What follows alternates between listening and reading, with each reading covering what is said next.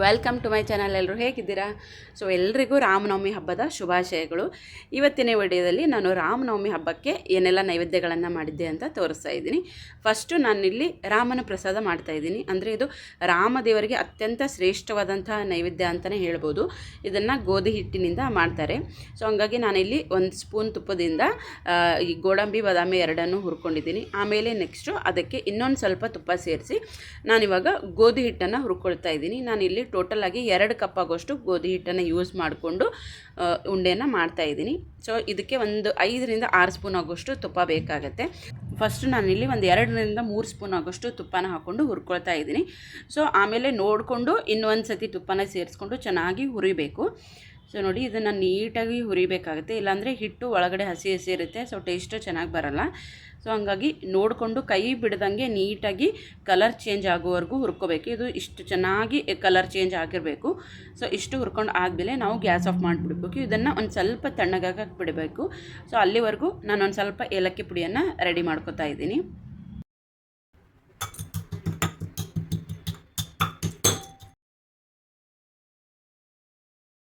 ಏಲಕ್ಕಿ ಒಂದು ಸ್ವಲ್ಪ ಕುಟ್ಕೊಂಡು ಸಿಪ್ಪೆ ಎಲ್ಲ ತೆಗೆದು ನಾನು ಅದಕ್ಕೆ ಒಂದು ಸ್ವಲ್ಪ ಸಕ್ಕರೆಯನ್ನು ಸೇರಿಸಿ ಪುಡಿ ಮಾಡಿದ್ದೀನಿ. ಬರೀ ಏಲಕ್ಕಿ ಪುಡಿ ಮಾಡೋಕ್ಕೆ ಹೋದರೆ ಬೇಗ ಪುಡಿ ಆಗೋಲ್ಲ. ಸೊ ಹಂಗಾಗಿ ಒಂದು ಅರ್ಧ ಸ್ಪೂನ್ ಆಗೋಷ್ಟು ಸಕ್ಕರೆಯನ್ನು ಹಾಕಿ ಚೆನ್ನಾಗಿ ಪುಡಿ ಮಾಡ್ಕೋಬೇಕು.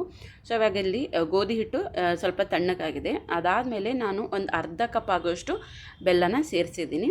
ಸೊ ಬೆಲ್ಲ ಆಮೇಲೆ ಏಲಕ್ಕಿ ಪುಡಿ, ಸೊ ಎರಡನ್ನೂ ಸೇರಿಸಿ ಚೆನ್ನಾಗಿ ಮಿಕ್ಸ್ ಮಾಡ್ಕೋಬೇಕು. ಈ ಗೋಧಿ ಹಿಟ್ಟು ಪೂರ್ತಿಯಾಗಿ ಏನು ತಣ್ಣಗಾಗಲೇಬೇಕಂತ ಏನಿಲ್ಲ. ಒಂದು ಸ್ವಲ್ಪ ಬಿಸಿ ಬಿಸಿ ಇದ್ರೂ ಆವಾಗಲೇ ನಾವು ಬೆಲ್ಲನ ಸೇರಿಸ್ಕೋಬೇಕು. ಆವಾಗ ಮಾತ್ರ ಚೆನ್ನಾಗಿ ಮಿಕ್ಸ್ ಆಗುತ್ತೆ ಬೆಲ್ಲ. ಸೊ ಹಂಗಾಗಿ ಸ್ವಲ್ಪ ಚೆನ್ನಾಗಿ ಮಿಕ್ಸ್ ಮಾಡಿ ಅದಕ್ಕೆ ನಾವು ಹುರಿದಿಟ್ಕೊಂಡಿದ್ದಂತಹ ಡ್ರೈ ಫ್ರೂಟ್ಸನ್ನು ಸೇರಿಸ್ಬೇಕು. ಸ್ವಲ್ಪ ಬಿಸಿ ಇದ್ದಾಗ ಮಿಕ್ಸ್ ಮಾಡಿದ್ರೆ ಏನಾಗುತ್ತೆ, ನಮಗೆ ಟೆಕ್ಸ್ಚರ್ ಚೆನ್ನಾಗಿ ಬರುತ್ತೆ ಉಂಡೆ ಕಟ್ಟೋಕ್ಕೆ. ಇಲ್ಲಾಂದರೆ ಪೂರ್ತಿ ಪುಡಿ ಪುಡಿ ಆಗುತ್ತೆ. ಸೊ ಉಂಡೆ ಕಟ್ಟೋಕ್ಕೆ ಬೇಗ ಬರಲ್ಲ. ಸೊ ಹಂಗಾಗಿ ಸ್ವಲ್ಪ ಬಿಸಿ ಇರುವಾಗಲೇ ನಾವು ಎಲ್ಲನೂ ಮಿಕ್ಸ್ ಮಾಡಿಕೊಂಡು ಇದನ್ನು ನಾವು ಉಂಡೆಯಾಗಿ ಕಟ್ಕೋಬೇಕು. ನೋಡಿ, ಈ ಥರ ಎಲ್ಲನೂ ಹಾಕ್ಕೊಂಡಿದ್ದೀನಿ. ಇವಾಗ ಚೆನ್ನಾಗಿ ಮಿಕ್ಸ್ ಮಾಡ್ತಿದ್ದೀನಿ. ಸೊ ಉಂಡೆ ಕಟ್ಟಬೇಕು ಅಂದರೆ ನಮಗೆ ಕೈಗೆ ತಾಕುವಷ್ಟು ಬಿಸಿ ಇದ್ದರೆ ಸ್ವಲ್ಪ ಚೆನ್ನಾಗಿ ಉಂಡೆ ಬರುತ್ತೆ. ಇಲ್ಲಾಂದರೆ ನಾವು ಇದರಲ್ಲಿ ಮತ್ತೆ ಹಾಲು ಇಲ್ಲ ನೀರು ಏನಾದರೂ ಸೇರಿಸ್ಕೊಂಡು ಕಟ್ಟಬೇಕಾಗತ್ತೆ. ಸೊ ನೀರು ಹಾಲು ಸೇರಿಸಿದ್ರೆ ತುಂಬ ದಿವಸದವರೆಗೂ ಇಡೋಕ್ಕಾಗಲ್ಲ. ಸೊ ಹಂಗಾಗಿ ಒಂದು ಸ್ವಲ್ಪ ಬಿಸಿ ಇರುವಾಗೇ ಕಟ್ಕೊಂಡ್ರೆ ಚೆನ್ನಾಗಿ ಉಂಡೆ ಬರುತ್ತೆ. ಈ ಗೋಧಿ ಹಿಟ್ಟು ಬೆಲ್ಲದಿಂದ ಮಾಡಿರುವಂಥ ಉಂಡೆ ರಾಮದೇವರಿಗೆ ಅತ್ಯಂತ ಪ್ರಿಯವಾಗಿದ್ದು. ಸೊ ಹಂಗಾಗಿ ಇದನ್ನು ತುಂಬಾ ಶ್ರೇಷ್ಠ ಅಂತ ಹೇಳ್ತಾರೆ. ಸೊ ಇವಾಗ ನೆಕ್ಸ್ಟು ನಾನಿಲ್ಲಿ ಪಾನಕ ಮಾಡ್ಕೊಳ್ತಾ ಇದ್ದೀನಿ. ಪಾನಕ ಮಾಡ್ಕೊಳ್ಳೋಕ್ಕೆ ನಾನಿಲ್ಲಿ ಒಂದು ಅರ್ಧ ಕಪ್ ಆಗೋಷ್ಟು ಬೆಲ್ಲ ಹಾಕ್ಕೊಂಡಿದ್ದೀನಿ. ಆಮೇಲೆ ಅದಕ್ಕೆ ನೀರನ್ನು ಸೇರಿಸ್ಕೊಂಡು ಚೆನ್ನಾಗಿ ಮಿಕ್ಸ್ ಮಾಡಬೇಕು. ಈ ಬೆಲ್ಲ ಪೂರ್ತಿಯಾಗಿ ಕರಗಬೇಕು. ಸೊ ಅಲ್ಲಿವರೆಗೂ ನಾವು ಇದನ್ನು ಮುಚ್ಚಿಡಬೇಕು. ಒಂದು 10 ನಿಮಿಷ ಬಿಟ್ಟರೆ ಚೆನ್ನಾಗಿ ಕರಗಿರುತ್ತೆ ಬೆಲ್ಲ ಎಲ್ಲನೂ. ಸೊ ಈ ಕಡೆ ಬೆಲ್ಲ ಕರಗ್ತಾ ಇರಲಿ, ನಾವಿಲ್ಲಿ ಕೋಸಂಬರಿಯನ್ನು ರೆಡಿ ಮಾಡ್ಕೊಂಡು ಬಿಡೋಣ. ನಾನಿಲ್ಲಿ ಹೆಸರು ಬೇಳೆಗೆ ಒಂದು ಸ್ವಲ್ಪ ನೀರನ್ನು ಸೇರಿಸಿ ನೆನೆಯೋಕ್ಕೆ ಬಿಟ್ಟಿದ್ದೆ. ನಾನಿಲ್ಲಿ ಒಂದು 2 ಅವರ್ಸ್ ನೆನೆಸಿದ್ದೀನಿ ಹೆಸರು ಬೇಳೆ. ಸೊ ಇವಾಗ ನೆಂದಿರುವಂಥ ಹೆಸರು ಬೇಳೆ ನಾವು ನೀರನ್ನು ಚೆನ್ನಾಗಿ ತೆಕ್ಕೊಂಡು ಒಂದು ಪಾತ್ರೆಗೆ ಹಾಕ್ಕೋಬೇಕು. ಆಮೇಲೆ ಅದಕ್ಕೆ ನಾವು ಸಣ್ಣದಾಗಿ ತುರಿದಿಟ್ಕೊಂಡಿದ್ದಂತಹ ಕ್ಯಾರೆಟ್ ಹಾಕ್ತಾಯಿದ್ದೀನಿ.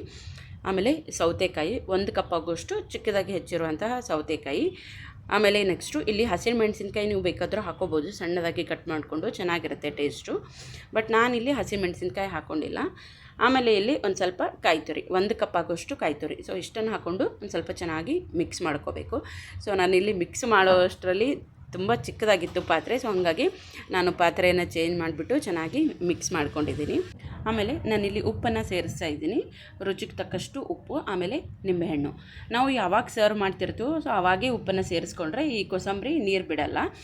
ಸೊ ಹಾಗಾಗಿ ನಾವು ನೈವೇದ್ಯ ಮಾಡೋ ಟೈಮಲ್ಲೇ ಸ್ವಲ್ಪ ಉಪ್ಪು ಆಮೇಲೆ ನಿಂಬೆಹಣ್ಣನ್ನು ಸೇರಿಸ್ಕೋಬೇಕು. ಅದಾದಮೇಲೆ ನಾನಿಲ್ಲಿ ಇಂಗಿನ ಒಗ್ಗರಣೆ ಹಾಕ್ತಾಯಿದ್ದೀನಿ. ಏನಿಲ್ಲ, ಜಸ್ಟ್ ಎಣ್ಣೆಗೆ ಜೀರಿಗೆ, ಸಾಸಿವೆ, ಒಣಮೆಣಸಿನ್ಕಾಯಿ ಹಾಕಿ ಸ್ವಲ್ಪ ಇಂಗನ್ನು ಹಾಕಿ ಒಗ್ಗರಣೆಯನ್ನು ಕೊಟ್ಕೊಳ್ಳೋದು.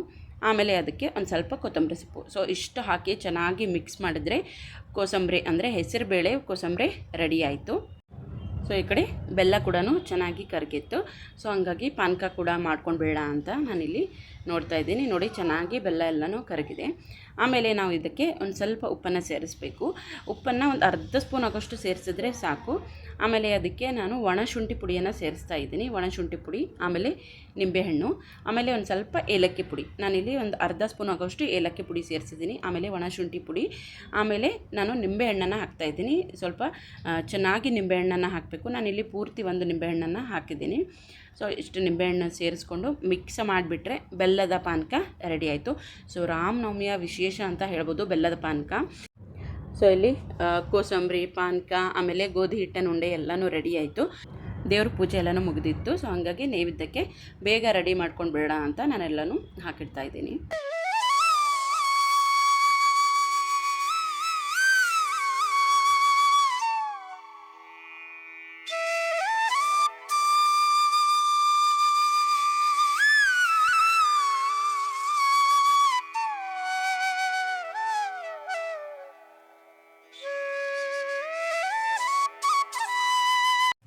ಸೊ ನೈವೇದ್ಯ ಕೂಡ ಆಯಿತು. ಆಮೇಲೆ ನಾವು ನಮ್ಮ ಮನೆ ಪಕ್ಕದ ಮನೆ ಆಂಟಿ, ಪದ್ಮ ಆಂಟಿ ಅಂತ ಇದ್ದಾರೆ. ಸೊ ಅವರಿಗೆ ಕರೆದು ನಾನು ಕುಂಕುಮ ಕೊಡೋಣ ಅಂತ ಹೇಳಿ ಅವರಿಗೆ ಕರೆದಿದ್ದೀನಿ. ಸೊ ನಾನಿಲ್ಲಿ ಅವರಿಗೆ ಕೊಡೋಕ್ಕೆ ಎಲ್ಲ ರೆಡಿ ಮಾಡ್ಕೋತಾ ಇದ್ದೆ. ರಾಮ ದೇವರ ಪ್ರಸಾದದ ವಿಶೇಷತೆ ಏನು ಗೊತ್ತಾ? ಸೊ ನಾವು ಬೇರೆ ಯಾವ ದೇವ್ರಿಗಾದರೂ ನೈವೇದ್ಯ ಮಾಡಿದರೆ ಕೆಲವೊಂದು ಕಡೆ ಎಲ್ಲ ಹೆಂಗೆ ಹೇಳ್ತಾರೆ, ಬರೀ ಮನೆಯವ್ರು ಮಾತ್ರ ತಿನ್ನಬೇಕು ಅಂತ ಆ ಥರ ಎಲ್ಲ ಪದ್ಧತಿ ಇರುತ್ತೆ. ಬಟ್ ರಾಮ ದೇವರ ನೈವೇದ್ಯಕ್ಕೆ ಆ ಥರದ್ದು ಏನೂ ರೆಸ್ಟ್ರಿಕ್ಷನ್ ಇಲ್ಲ. ನಾವು ಎಷ್ಟು ಜನಕ್ಕಾಗುತ್ತೋ ಅಷ್ಟು ಜನಕ್ಕೆ ಹಂಚಬೇಕು ನಮ್ಮ ಕೈಯಿಂದ. ಅದು ತುಂಬಾ ಒಳ್ಳೆಯದು ಅಂತ ಹೇಳ್ತಾರೆ. ಸೊ ಹಾಗಾಗಿ ಎಷ್ಟಾಗುತ್ತೋ ಅಷ್ಟು ಜನಕ್ಕೆ ನಾನು ನನ್ನ ಕೈಯಿಂದ ಮಾಡಿ ಪ್ರಸಾದವನ್ನು ಹಂಚಿರ್ತೀನಿ. ಸೊ ಇವಾಗ ಆಂಟಿಗೆ ಫಸ್ಟು ಕುಂಕುಮ ಕೊಟ್ಟು ಆಮೇಲೆ ಪ್ರಸಾದನ ಕೊಡ್ತಾಯಿದ್ದೀನಿ. ಆಮೇಲೆ ಇದು ಮಕ್ಕಳ ಹೆಲ್ತ್ಗೂ ಕೂಡ ತುಂಬಾ ಒಳ್ಳೆಯದು, ಗೋಧಿ ಹಿಟ್ಟಿನ ಉಂಡೆ. ಸೊ ವೀಡಿಯೋಸು ನಿಮಗೆಲ್ಲ ಇಷ್ಟ ಆಗ್ತಿದ್ರೆ ಪ್ಲೀಸ್ ಒಂದು ಲೈಕ್ ಮಾಡೋದು, ಆಮೇಲೆ ಸಬ್ಸ್ಕ್ರೈಬ್ ಮಾಡ್ಕೊಳ್ಳೋದನ್ನು ಮಾತ್ರ ಮರಿಬೇಡಿ. ವಿಡಿಯೋನ ಎಂಡ್ವರೆಗೂ ನೋಡಿದ್ದಕ್ಕೆ ಥ್ಯಾಂಕ್ ಯು. ಸಿಗ್ತೀನಿ ಮತ್ತೊಂದು ವಿಡಿಯೋ ಜೊತೆಗೆ.